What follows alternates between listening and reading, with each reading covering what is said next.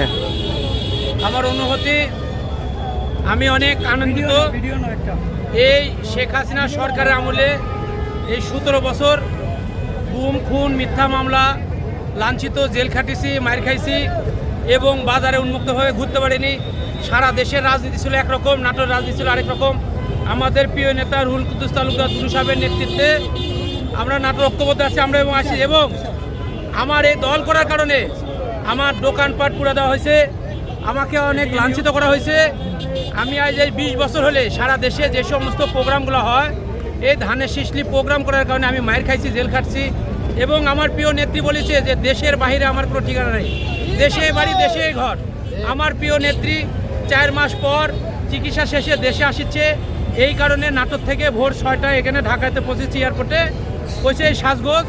আমি এই প্রিয় নেত্রী আসা উপলক্ষে দেশবাসীকে এবং সাংবাদিকবৃন্দকে সবাইকে জানাই ধন্যবাদ। এবং আমার নাটোর নেতা রুহুল কুদ্দুস তালুকদার দুলু পক্ষ থেকে সবাইকে ধন্যবাদ এবং সংগ্রামী সালাম। আসসালামু আলাইকুম।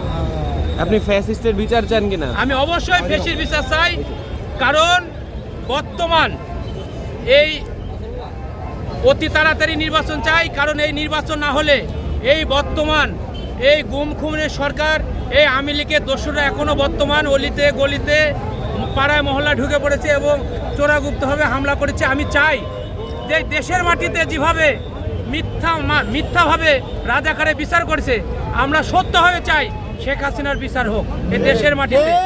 আমরা এটাই প্রত্যাশা করি।